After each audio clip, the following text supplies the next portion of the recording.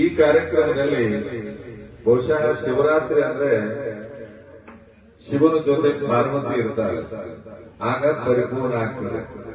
ಇವತ್ತು ಶಿವ ಪಾರ್ವತಿಯ ರೂಪದಲ್ಲಿನೇ ಈ 9 ದಿನಗಳವರೆಗೆ ಬಹಳಷ್ಟು ಶ್ರದ್ಧೆಯಿಂದ ಈ ಕಾರ್ಯವನ್ನು ನಡೆಸಿರುವ ಮಹಾಮಂಡಲಾಧೀಶ್ವರ ಸ್ವಾಮಿ ಓಂ ಶ್ರೀ ವಿದ್ಯಾನಂದ ಸರಸ್ವತಿ ರಾಜ್ಯಾಧ್ಯಕ್ಷರು, ಅಖಿಲ ಭಾರತೀಯ ಸಂತ ಸಮಿತಿ ಕರ್ನಾಟಕ, ಈ ಪರಮ ಪೂಜ್ಯರಲ್ಲಿ ಆ ಶಿವನನ್ನೇ ಕಾಣ್ತಾ ಮಾತಾಶ್ರೀ ಓಂ ಶ್ರೀ ಶಿವಜ್ಞಾನಮಯ ಸರಸ್ವತಿ ಮಠ, ಓಂ ಶ್ರೀ ಮಠ ಮಂಗಳೂರು ಇವರಿಗೂ ಕೂಡ ಈ ಸಂದರ್ಭದಲ್ಲಿ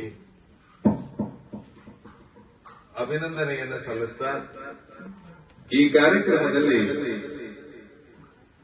ಮಹಾಬಲೇಶ್ವರ ಸ್ವಾಮಿ, ಸರಸ್ವತಿ ಸ್ವಾಮಿ ಕೋಶಾಧಿಕಾರಿ, ಅಖಿಲ ಭಾರತೀಯ ಸಂತ ಸಮಿತಿ ಕರ್ನಾಟಕ ಇವರಲ್ಲಿಯೂ ಕೂಡ ಶರಣಾರ್ಥಿಗಳನ್ನು ಹೇಳಿ,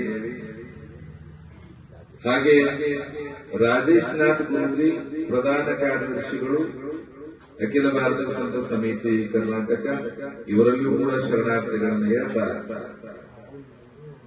ಪರಮ ಪೂಜ್ಯ ನಿಶ್ಚಲ ನಿರಂಜನ ದೇಶಿಕೇಂದ್ರ ಸ್ವಾಮೀಜಿ ಸಂಘಟನಾ ಕಾರ್ಯದರ್ಶಿಗಳು, ಅಖಿಲ ಭಾರತೀಯ ಸಂತ ಸಮಿತಿ ಕರ್ನಾಟಕ ಇವರಲ್ಲಿಯೂ ಕೂಡ ಶರಣಾರ್ಥಿಗಳನ್ನು ಹೇಳಿ ಬಹಳಷ್ಟು ಖುಷಿಯಾಗುವುದೇನಂತಂದ್ರೆ, ಬಹಳ ಚಿಕ್ಕ ವಯಸ್ಸಿನಲ್ಲಿ ಒಬ್ಬ ಹುಡುಗನನ್ನು ನೋಡಿ ಮನತುಂಬಿ ಹರಿಸಿದ್ದೀವಿ. ಅವತ್ತು ಬಹಳ ದಿನಗಳ ನಂತರ ಸಾಧನೆ ಮಾತಾಡ್ಬೇಕಂತೆ, ಮಾತನಾಡದೆ ಸಾಧನೆ ಆಗ್ಬಾರ್ದಂತೆ.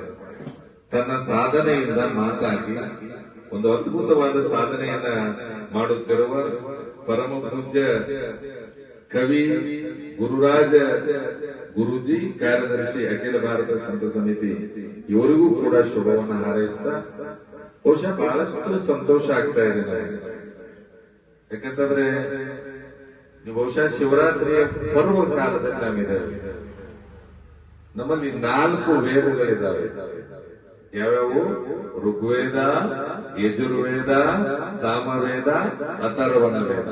ಇನ್ನೂ ಒಂದು ವೇದ ಅದು ಗೌಪ್ಯ. ಇವತ್ತು ಈ ಮೊದಲೆಲ್ಲ 4 ವೇದಗಳನ್ನು ಓದ್ಬೇಕಾಗಿತ್ತು.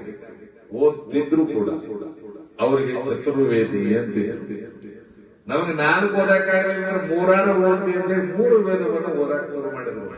ಈಗೂ ಅವರಷ್ಟು ಬಹಳಷ್ಟು ಜನ ಅವರ ಮನೆಯ ಹೆಸರು ತ್ರಿವೇದಿ ಅಂತಾನೆ ಇದೆ. 2 ವೇದ ಓದ್ರಿ, ದ್ವಿವೇದಿ ಅಂತಲೂ ಕೂಡ ಸರ್ವೆ ಮಾಡಿಲ್ಲ. 1 ವೇದ ಆದ್ರೂ ಓದ್ರಿ.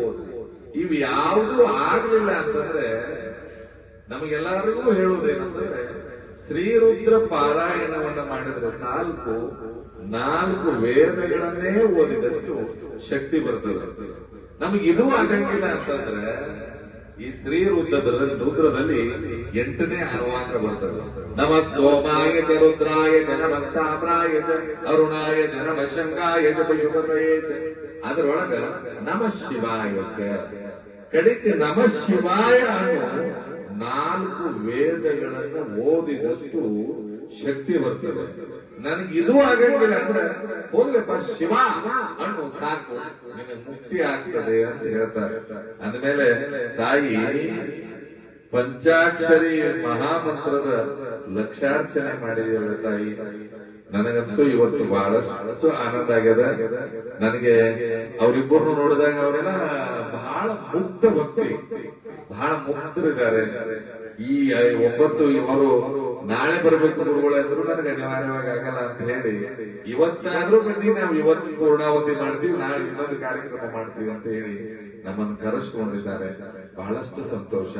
ಅವ್ರು ಒಂದು ಏನು ಚಿಂತನೆ ಅಂತಂದ್ರೆ, ನನ್ನ ದೇಶ ಚೆನ್ನಾಗಿರ್ಬೇಕು, ನನ್ನ ದೇಶ, ನನ್ನ ಜನ, ನನ್ನ ಪ್ರಾಣ ಮಾನ ಧನ ತೀರಿಸುವೆನೆ ಇದರ ಋಣ ಈ ಒಂದು ಜನುಮದಿ ಅನ್ನೋ ಹಂಗೆ ನನ್ನ ದೇಶ ಚೆನ್ನಾಗಿರ್ಬೇಕು. ನನ್ನ ದೇಶದ ಮೂಲ ಯಾವುದು ಅಂತಂದ್ರೆ ಹಿಂದುತ್ವ.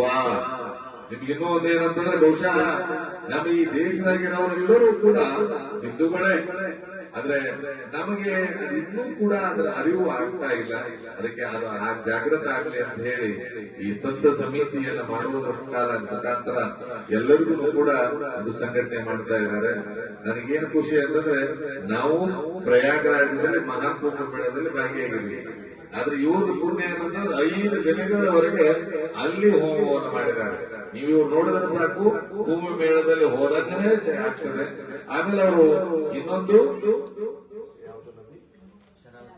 ಶರಾವತಿ ನದಿಯಲ್ಲಿ ಅದು ಸ್ವಚ್ಛ ಆಗ್ಬೇಕು, ಅಲ್ಲಿ ಕುಂಭ ಸ್ನಾನ ಆಗ್ಬೇಕು ಅನ್ನೋದರ ಸಂಕಲ್ಪ ಮಾಡಿದ್ದಾರೆ.